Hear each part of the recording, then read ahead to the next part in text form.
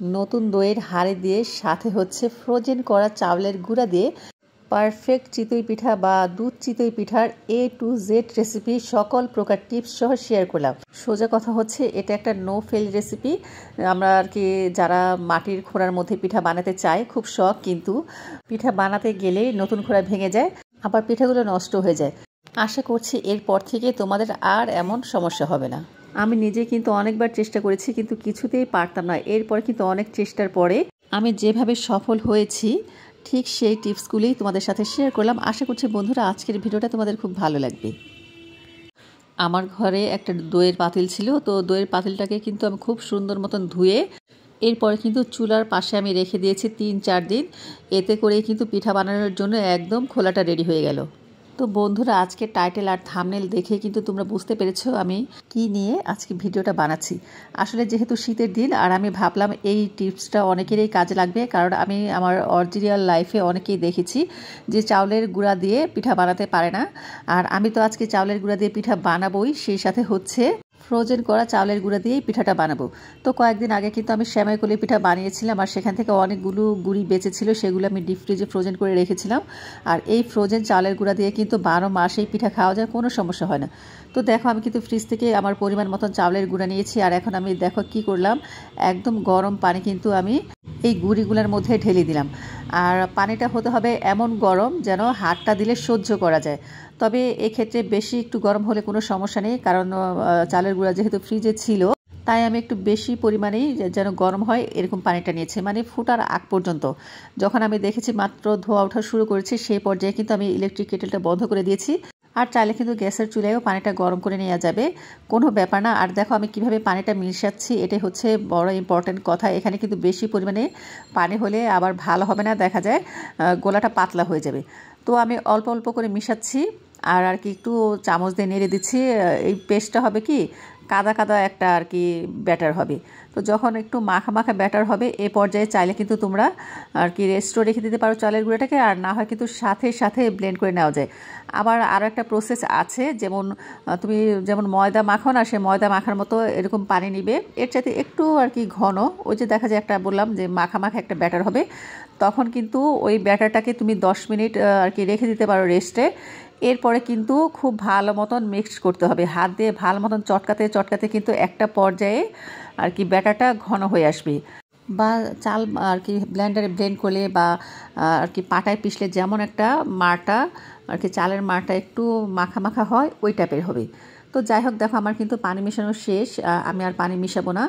আর যেহেতু আমার হাতে সময় নেই এই কারণে এখনই আমি আর কি ব্লেন্ড করে ফেলবো।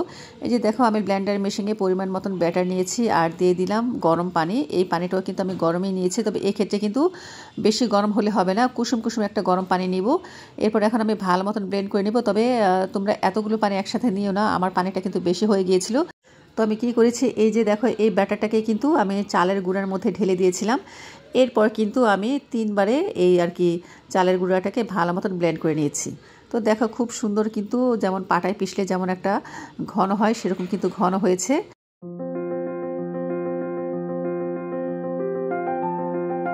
আর আমি এই ব্যাটারের সাথে কিন্তু পরিমাণ মতন লবণও দিয়েছিলাম। এখন আমার আর কিচ্ছু অ্যাড করতে হবে না, এখন পিঠা বানাবো আর ভিজাবো, শেষ। ও তোমাদের তো বলাই হয় নাই আমি আজকে ভিজানো পিঠা বানাবো।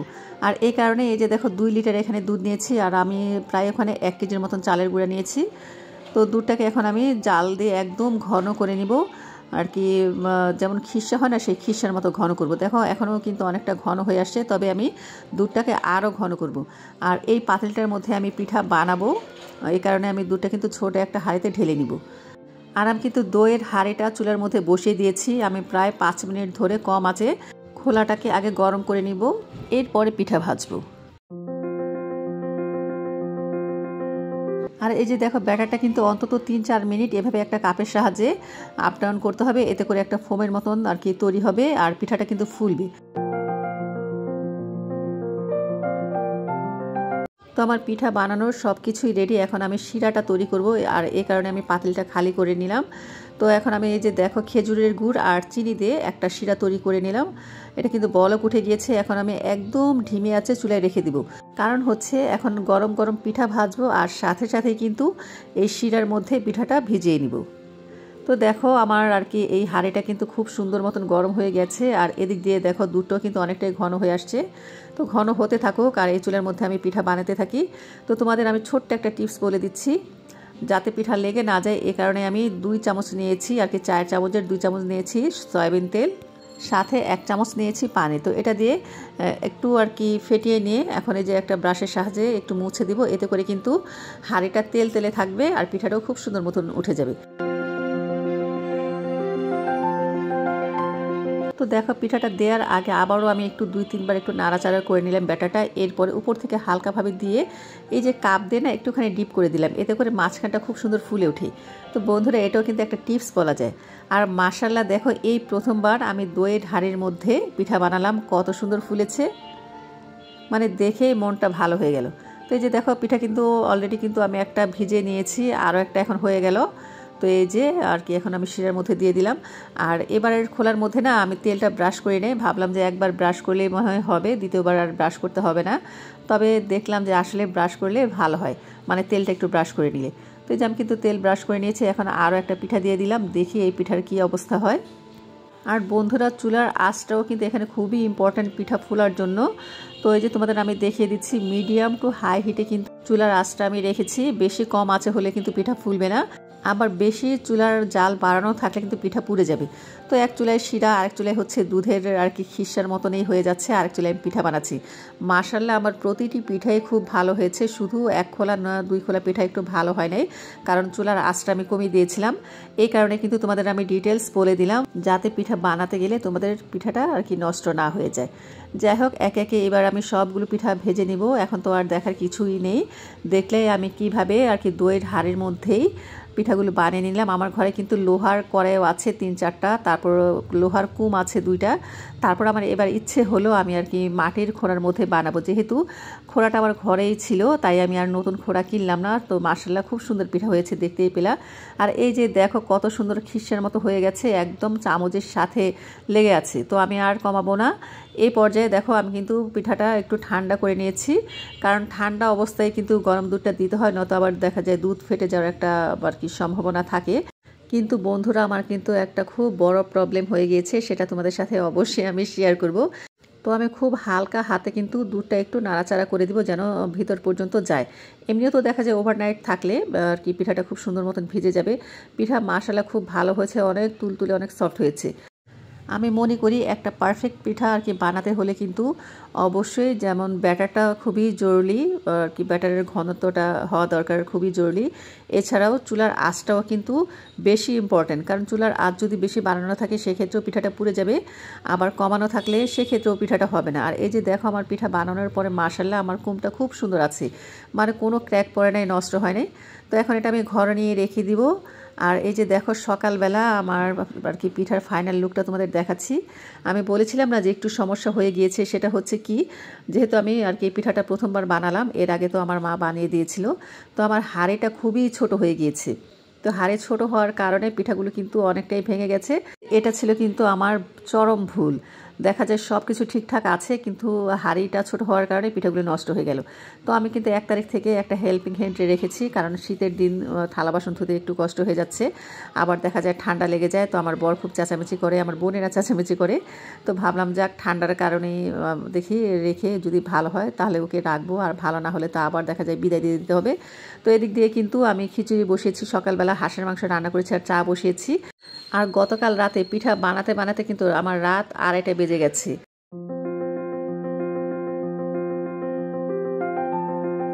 আসলে এই প্ল্যাটফর্মে আমরা যারা কাজ করি আমরা সবাই জানি যে আমরা যতটুকুই তোমাদের দেখাবো ততটুকুই কিন্তু তোমরা দেখবা, ভালো মন্দ যদি দেখাই সেটাই তোমরা দেখবা, ভালো দেখালে ভালো দেখবা, খারাপ দেখালে খারাপ দেখবা, এটাই হচ্ছে কথা। তো গতকাল থেকে মানে এই 1 তারিখ যে আমার লাইফে কি ঘটে গেল সেটা আমি নিজেই জানি, কি হ্যাসেলের মধ্যে আমার দিনটা গেল। তারপরে কিন্তু এর মধ্যেই আমি দেখা যায় রাত 11টা 11:30 থেকে পিঠা বানানো শুরু করেছি, শিরা বানানো থেকে শুরু করে বানাতে বানাতে আমার রাত 2:30টারও বেশি বেজে গিয়েছে। এরপর সকালে ঘুম থেকে উঠেছি 9টা বাজে। 9টা বাজে উঠে আবার এই যে খিচুড়ি রান্না করলাম, হাঁসের মাংস রান্না করলাম, এরপর হচ্ছে চাও বসিয়ে আসলাম। আর এই যে পিঠার আয়োজনটাও হচ্ছে আজকে কেন সেটাও বলছি। শীতই তো চলে যাবে, তোমরা সবাই জানো আমার ভাগ্নি ও আর কি আগামীকাল ইনশাল্লাহ অস্ট্রেলিয়ায় চলে যাবে। তো আমাকে বলেছিল যে হাঁসের মাংস খাবে। তো ওকে এখন যদি আমি এই হাঁসের মাংস না খাওয়াই দিই, আমার কি সারা বছর ভালো লাগবে? একটু ভালো লাগবে না। কিন্তু ও কিন্তু হাঁসের মাংস প্রচুর খেয়েছে। আপা আর কি শীতে আসার আগে হাঁসের মাংস সব কিছু আর কি রেখে দিয়েছিল ফ্রিজে। এরপর আসার পরে তো ওকে রান্না করে খাইয়েছে। কিন্তু আমার হাতের রান্না খেতেও পছন্দ করে, এই কারণে বলেছিল। আর ভিজানো পিঠার ব্যাপারটা হচ্ছে, আপাকে একদিন বলেছিল, আমি শুনেছিলাম যে দুধ চিতই পিঠা খাবে। তো আপা দেখলাম যে দুধ আর কি জাল দিয়ে রেখেছে। তো ওর বাসায় থেকে আমি আসছি রাত 10:30 বাজে, তখনও কিন্তু দেখি যে আপার একটু বাইরে ছিল, মানে শীতের কিছু কেনাকাটার প্রয়োজন ছিল। আর বাসায় আসতে আসতে অনেক দেরি হচ্ছে। তো আমি ভাবলাম আপা আবার কখন আর কি বানাবে, হাতে তো সময় আছে আর একদিন। তাই আর কি আমার অনেক কষ্ট হয়েছে, সেটা না হয় তোমাদের সাথে আমি পরে শেয়ার করব। তারপর আমি আর কি বাসায় এসে বানিয়েছি। আমার হাজব্যান্ড যখন ঘুমিয়েছে, আমার মেয়েরা ঘুমিয়েছে, তখনই আর কি আমি রান্নাঘরে বানাতে গিয়েছি। তো আমি রাত্রে বলে রেখেছিলাম আপাকে যে মাকে নিয়ে সবাইকে নিয়ে যেন আসে। তো সিথি জানে যে শুধু ওর জন্য আমি হাঁসের মাংসই রান্না করেছি খাওয়ার জন্য। কিন্তু এত কিছু করেছি, মানে এত কিছুই না, মানে পিঠা বানিয়েছি বা খিচুড়ি রান্না করেছি সেটাও জানতো না। তো এসে তো দেখে খুবই আর কি খুশি হয়েছে। আপাও খুব খুশি হয়েছে। আপা বললো তুই এটা আবার কখন করলি? আমি তো ভাবছিলাম আজকে পিঠা বানাবো। তো যাই হোক, আপা আর কি বাসায় আসার পরে ওনাকে আবার বুটের হালুয়া বানিয়েছে। সিথি বুটের হালুয়া খেতে চেয়েছিল। তো আমি বললাম ভালোই হয়েছে, তুই রাত ভরে বুটের হালুয়া বানাইছ, আর আমি হচ্ছে রাত ভরে পিঠা বানাইছি। তো এই যে দিক দিয়ে এখন আর কি পিঠা খেলো। আমার মাকে, আমার বোনকে দিয়েছি। কিন্তু সিথি আর সুজানা ওরা বলছে যে পরে খাবে, ওরা আগে খিচুড়ি খেয়ে নেবে, পরে পিঠা খাবে, নয়তো নাকি খেতে পারবে না। যাই হোক, এখন এই যে ওর সামনে আমি আর কি কড়াইটা পুরো ধরে দিয়ে দিচ্ছি। আজকে আর কোনো আমি বাটিতে সার্ভ করি নাই।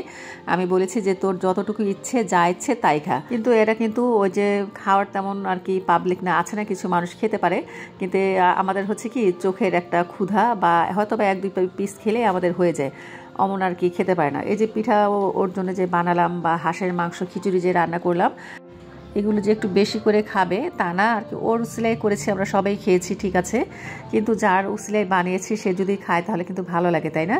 তো দেখা যায় আমার বোনও অনেক কিছু বানিয়ে রেখেছে। এরপর আমার আম্মা গ্রাম থেকে আসার সময় মোরগ সংসা পিঠা বানিয়ে নিয়ে আসছে, মানে মাংস দিয়ে যে পিঠাটাকে তৈরি করে, ওটা আমাদের দেশে মোরগ সংসা পিঠা বলে। তো ওই পিঠা ওরাকে এখনও রয়ে গেছে, খায় নাই। তারপরে যে আব্বা এসে তো খিসা বানিয়েছিল পাটিসাপটা পিঠা করার জন্য, সেগুলোও খায় নাই, মানে কিছুই খেতে পারে না। যাই হোক, এই যে এখন আমরা সবাই মিলে খাচ্ছি, আর আমার বরকেও খিচুড়ি দিয়েছি। কিন্তু ও খিচুড়ি সব খায়নি, রেখে দিয়েছে, কারণ পিঠা খেয়েছে, তো পিঠা খেয়ে আর খেতে পারছে না। যাই হোক, পরে খাবে। আর এই যে দেখো, আমরা সবাই মিলে খুব মজা করে খাচ্ছি। নাফি কিন্তু ঘুমাচ্ছে। নাফিও আর কি ঘুমাতে ঘুমাতে অনেক রাত হয়ে গিয়েছে, এই কারণে আর কি এখন আর সকালবেলা উঠলো না। রাত ভোরে ওর কাপড় চোপড় গুছিয়েছি। তো যাই হোক, খাওয়া দাওয়া শেষ করে এরপরে যে চা বানিয়েছি। চা তো অবশ্যই খাবে, চা খাওয়ার জন্যই কিন্তু বসে আছে। তো চা খেয়ে বের হয়ে যাবে। আর আজকে কিন্তু ওর মোটামুটি বাইরে কিছু কাজ আছে, ও সেখানে যাবে, এই কারণে আর কি একটু তাড়াতাড়ি বের হয়েছে। নয়তো সেও কিন্তু এত সকালবেলা ঘুম থেকে ওঠে না। আমি আর কি মনে মনে ভাবতেছি এত ভদ্র হয়ে গেছে, আমি সকালবেলা আসতে বলছি আর সকালবেলা ঠিক টাইমে আসছি। যাই হোক, এই যে দেখো এখন চা খাচ্ছে আর আমিও খাবো। আপাতত চলে গেল, দুলাভাই আর কি বাইরে যাবে। তো দুলাভাইয়ের জন্য একটু পিঠা দিয়ে দিলাম, আর আব্বার জন্য পিঠা দিয়ে দিলাম। আব্বার শরীরটাও বেশি একটা ভালো না, কোমরের ভীষণ ব্যথাটা বেড়েছে, এই কারণে আর কি আব্বা আসতে পারলো না। তো সবাই কিন্তু চলে গেছে, মা, আমার বোন, তারপর সুজানা, সিথি সবাই চলে গেছে। আর দেখো তোমাদের দেখাচ্ছে ওরা কি খাইছে না খাইছে। খিচুড়ি কিন্তু এই যে দেখো সবটাই রয়ে গেছে।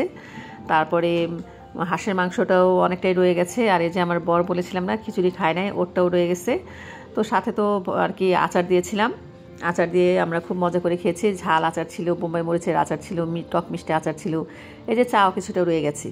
তো এখন আমি এগুলো গুছিয়ে রাখবো। আর আমার আর কি দুপুরবেলা কিছুই রান্না করতে হবে না, আমার মেয়েরাও খিচুড়ি খেতে পছন্দ করে, আর হাঁসের মাংস তো আছেই, এটা দিয়েই আজকে আমাদের ভালো মতন হয়ে যাবে। তো আমার প্রিয় বন্ধুরা, তোমাদের আজকের ভিডিওটি কেমন লাগলো অবশ্যই কমেন্টস করে জানিও। আর আমি তোমাদের যে টিপসগুলো বললাম পিঠা বানানোর ক্ষেত্রে, আশা করছি আজকের ভিডিওটা তোমাদের খুবই উপকারে আসবে, যারা আর কি চালের গুঁড়ি দিয়ে পিঠা বানাতে হিমশিম খাও। তো আজকের মতো এ পর্যন্ত, সবাই ভালো থেকো, আল্লাহ হাফিজ, আসসালামু আলাইকুম।